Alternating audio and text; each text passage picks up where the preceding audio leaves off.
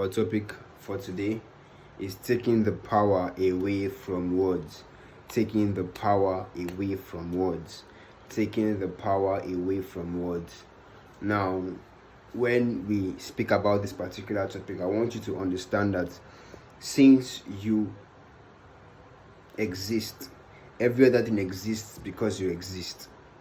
What does that mean? The only reason you could even know that I exist, or you could see this particular video, or you could look at whatever you're wearing, or you could, do anything, is because you exist.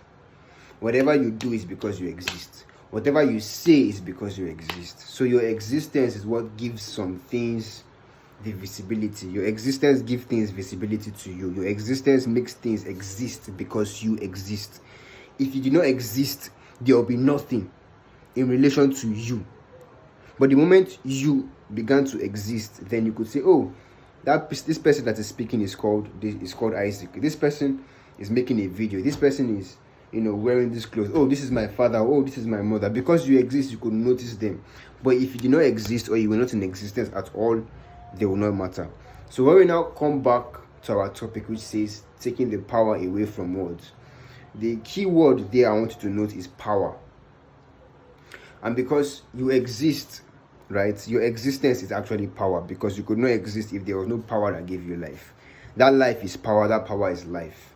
And so when you hear things like energy flows where attention goes, you understand that energy or power flows where attention goes. So when I say take the power away from words, certain words that we have, given so much authority to. For example, when I say things like no pain, no gain, people will be like, pain, you don't want to experience pain, and pain is bad, and pain is evil, and pain is not of God, and pain is, a very thing, is a thing that people don't want, and stuff like that. And I'm like, listen, when I speak about pain, I'm not talking about, it's not as if it's evil. Pain isn't evil. Pain is the process for you to gain. It's just like when you notice a baby learning how to talk for the first time. You hear them saying all this, they say a lot of nonsense.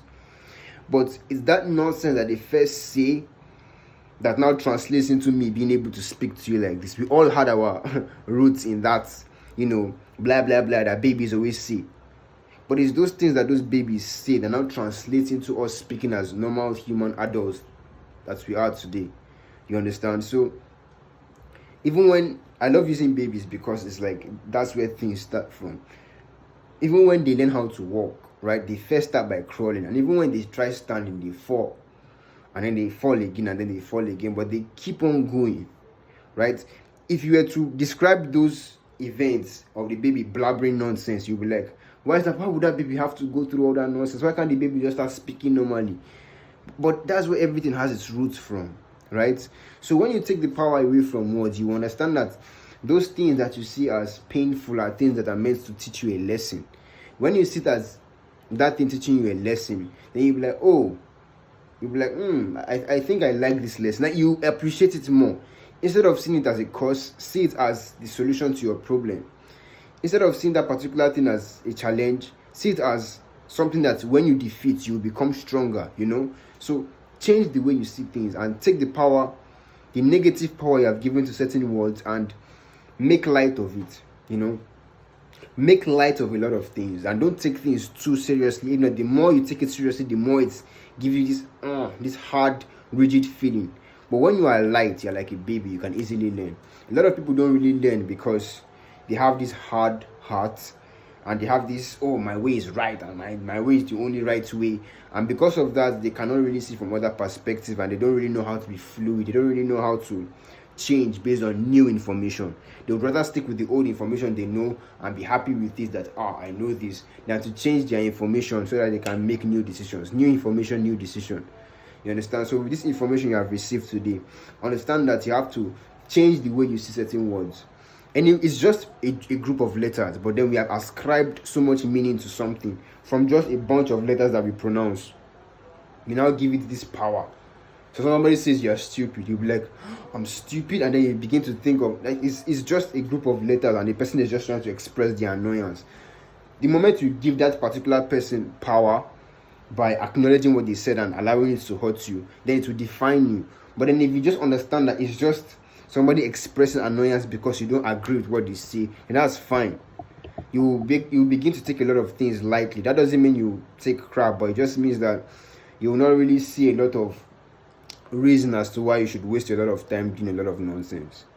So being able to understand that you have to make words become things that work in your favor is the key to your growth. Make those words to work in your favor. Give yourself the right words and give yourself the right perspective of those certain words. Remember, I gave you the no pain, no gain. I gave you the examples of baby learning how to walk. You see baby learning how to walk, they fall down, they stumble. They actually fall. They don't just walk and get perfect, or they don't just start talking and they just start learning how to talk. No, it takes time. It takes time. I remember when I was younger, I used to love running, but I used to fall a lot. I used to always fall, but I was very fast, but I used to fall. But the more I just kept on running, the more I knew how to, stabilize myself. It's the same thing with anything, right? You start first. So when you hear things like no pain, no gain, and you understand how to take the power away from words and see it from a different perspective, you will appreciate it more. That, oh, when I'm going through tribulations, when I'm going through troubles, when I'm going through trials, these things are there to reshape me and reform me and transform me into a wonderful image.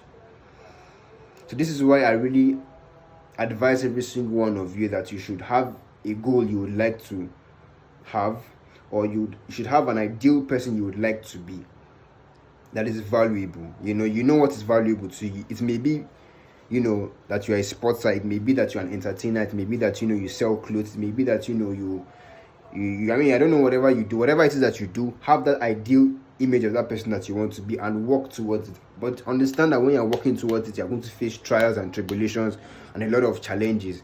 But the more you overcome those challenges, the more you are transformed into that image that you want to become. And that's basically the wonderful way of life, So you have to reap, you have to sow so that you can reap. And you sow by doing the work.